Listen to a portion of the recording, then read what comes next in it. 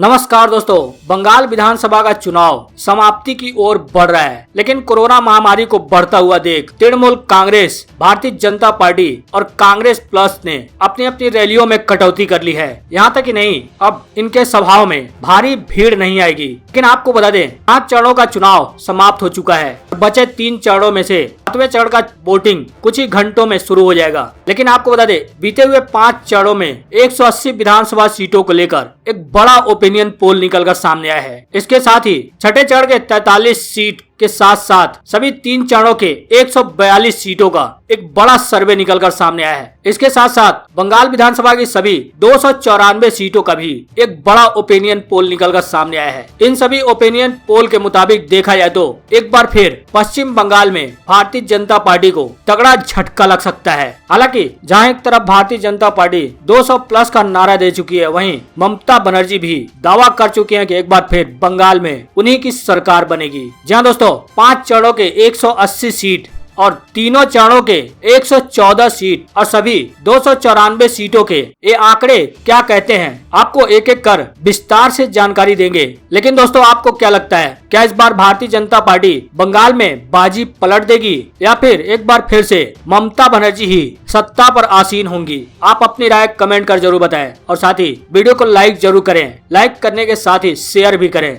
जहाँ दोस्तों, आपको बता दें, जैसे जैसे बंगाल चुनाव एंडिंग की तरफ बढ़ रहा है, वैसे वैसे राजनीतिक पार्टियों के दिलों की धड़कन भी तेज हो रही होगी। सभी राजनीतिक पार्टियों को इस बात की चिंता होगी कि क्या वो बंगाल में जीतेंगे। लेकिन आपको बता दें, चुनाव से पूर्व कई ओपिनियन पोल ऐसे सामने आए जिसमें एक बार फिर से भारतीय जनता पार्टी सत्ता से दूर रहती हुई दिखाई दी। लगभग ओपिनियन पोल में ममता बनर्जी की पार्टी तृणमूल कांग्रेस बहुमत के आंकड़े को छूती हुई दिखाई दी। हालांकि आपको बता दें, बंगाल में इस बार कौन सी पार्टी के जीतने के आसार ज्यादा हैं, उसको लेकर भी एक सर्वे सामने आया है। लेकिन सबसे पहले बीते 5 चरणों में जो 180 विधानसभा सीटों पर मतदान हो चुके हैं, उसको लेकर जो ओपिनियन पोल सामने आया है, सबसे पहले उसके आंकड़े आपके सामने रखते हैं। आपको बता दें, यह ओपिनियन पोल डिजिटल माध्यम से कराया गया है। डिजिटल माध्यम से कराए गए ओपिनियन पोल में वाजिब सवाल पूछे गए थे। आपको बता दें, इसमें अब तक 25,000 से ज्यादा लोगों ने भाग लिया है। आपको बता दें, इसमें पूछा गया था कि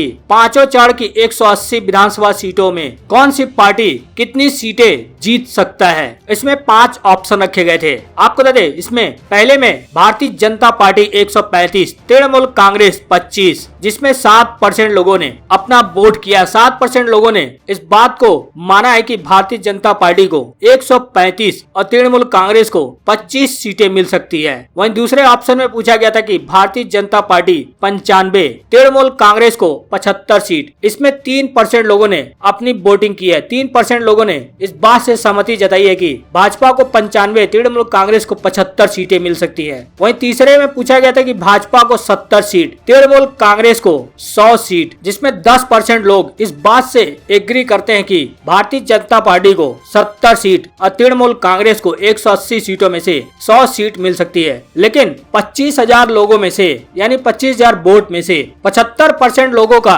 यह मानना है कि भारतीय जनता पार्टी को 20 सीट मिलेगी। आपको बता दें, चौथे में पूछा गया था कि भारतीय जनता पार्टी को 20 सीट, तृणमूल कांग्रेस को 150 सीट, जिसमें 25,000 लोगों में से 75% लोग इस बात से इत्तेफाक रखते हैं कि भारतीय जनता पार्टी को 20 सीटें मिलने के अनुमान है और तृणमूल कांग्रेस को 150 सीट मिल सकती है। वहीं 5वें में पूछा गया था कि अभी कुछ कहा नहीं जा सकता है, जिसमें 5% लोगों ने इस बात को माना है कि जब 2 मई को नतीजे सामने आएंगे तब जाकर ही कुछ कहा जा सकता है। लेकिन 25,000 लोगों में से 75% इस बात से एग्री करते हैं कि तृणमूल कांग्रेस को 180 में से 150 और भाजपा को 20 सीट मिल सकते हैं। लेकिन आपको क्या लगता है, आप अपनी राय कमेंट में जरूर बताएं। 294 सीटों का जो आंकड़ा निकलकर सामने आया है, उसके बारे में भी आपको आगे बताएंगे। लेकिन उससे पहले जो 3 फेज में 114 सीट हैं, जिनमें कुछ ही घंटों बाद छठे फेज पर मतदान होना है, उसका जो एक आंकड़ा निकलकर सामने आया है, सबसे पहले उसके बारे में आपको समझना पड़ेगा। जी आपको बता दें, 22 तारीख को छठे फेज में 43 सीट पर मतदान होना है और 7वें फेज में 36 सीट पर 26 अप्रैल को मतदान होगा और अंतिम फेज यानी 8वें फेज में 35 सीट पर पर 29 तारीख को मतदान होगा। जैसा कि आपको पता होगा, सभी 5 राज्यों के नतीजे 2 मई को सामने आएंगे। लेकिन सवाल यह उठता है कि बंगाल चुनाव के इन 3 फेजों में जो 114 सीट हैं, उसके आंकड़े क्या कहते हैं, किस पार्टी को इसमें फायदा हो सकता है और किसको नुकसान हो सकता है। सबसे पहले उसके हिस्टोरिकल डेटा को समझना जरूरी है। खास करके लोकसभा चुनाव और 2016 के विधानसभा चुनाव के जो परिणामों की स्थिति है। 2016 के विधानसभा चुनाव में जो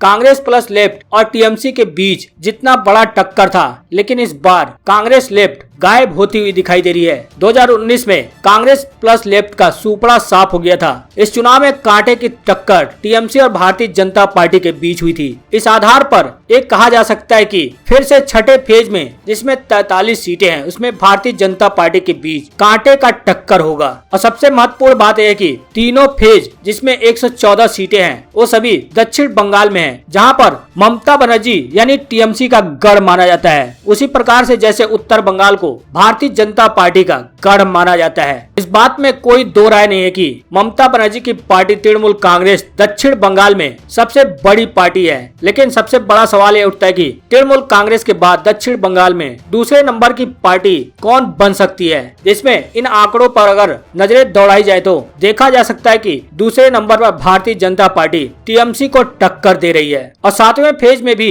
ऐसा ही है। 2016 के विधानसभा चुनाव में कांग्रेस लेफ्ट गठबंधन सबसे बड़ी पार्टी थी, दूसरे नंबर पर टीएमसी थी। लेकिन 3 साल बाद के बाद जब लोकसभा चुनाव हुए, तब कांग्रेस गठबंधन धराशायी हो गई। फिर लोकसभा चुनाव परिणाम के लीड में तृणमूल कांग्रेस और भारतीय जनता पार्टी के बीच कांटे की टक्कर हुई। बल्कि चुनावी फाइट इस तरह से हुई कि सिर्फ ऊपर नीचे का फर्क रहा था। इस आधार पर कह सकते हैं कि 7वें फेज में भी टीएमसी और भारतीय जनता पार्टी के बीच कांटे की टक्कर होगी। इस तरह से 8वें फेज के भी जो 35 सीट हैं, उसमें भी 2016 में टीएमसी और कांग्रेस लेफ्ट के बीच कांटे की टक्कर थी। भारतीय जनता पार्टी को महज 1 सीट मिला था। लेकिन लोकसभा चुनाव के दौरान कांग्रेस और लेफ्ट को सबसे बड़ा नुकसान पहुंचा। फिर से लोकसभा चुनाव में भाजपा और तृणमूल कांग्रेस के बीच कांटे की टक्कर हुई। इस आधार पर भी कह सकते हैं कि 8वें फेज में भी भाजपा और टीएमसी के बीच कांटे की टक्कर देखने को मिल सकती है।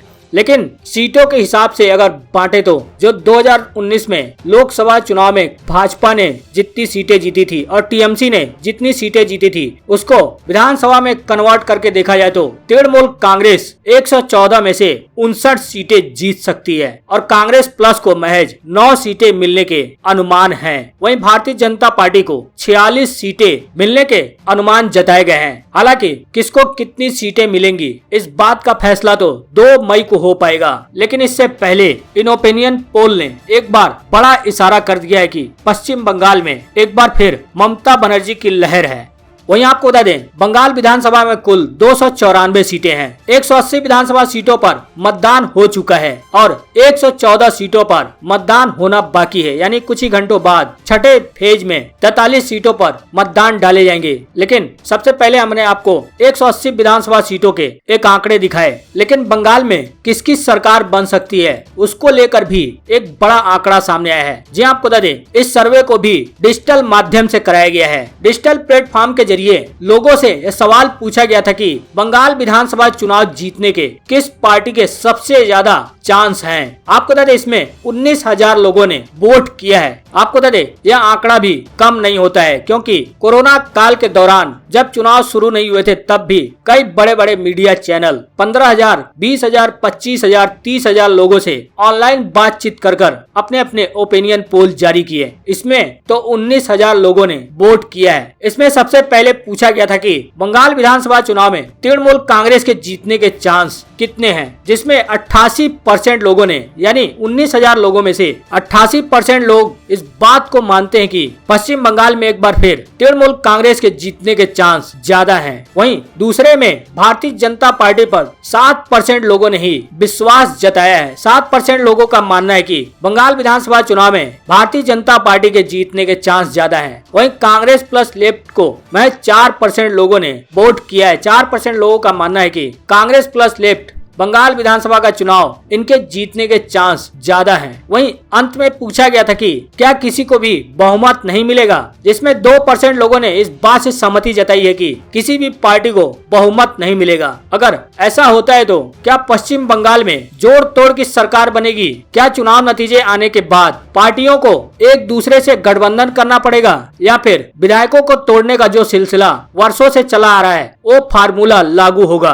ताकि इसमें सबसे ज्यादा 19,000 लोगों में से 88% लोग इस बात को मान रहे हैं कि पश्चिम बंगाल में ममता बनर्जी की पार्टी तृणमूल कांग्रेस के जीतने के चांस सबसे ज्यादा है। लेकिन आपको क्या लगता है, इस बार बंगाल में किसकी सरकार बन सकती है? क्या किसी पार्टी को बहुमत मिलेगा या फिर गठबंधन करके ही सरकार बनानी पड़ेगी? आप अपने राय कमेंट में जरूर बताएं। साथ ही छठे, सातवें और 8वें चरण जिसमें क्रमशः 43, 36 और 35 सीट हैं, उसके भी ओपिनियन पोल हम लेकर आपके सामने आएंगे। इसमें भी आपको बताएंगे कि जनता की क्या राय है। ये तीनों फेज के 114 सीटों में से किस पार्टी को कितनी सीटें मिल सकती है, कौन कहां से भारी पड़ता हुआ दिखाई दे रहा है। तो अगले वीडियो को देखना ना भूलें। अगर आपके पास वीडियो का नोटिफिकेशन नहीं आता है तो घंटी के बटन को जरूर प्रेस कर लें, जिससे कि जैसे इस चैनल पर कोई नया अपडेट अपलोड किया जाए वैसे ही आपको इसका नोटिफिकेशन मिल जाए और आप तुरंत इन खबरों से रूबरू हो पाएं।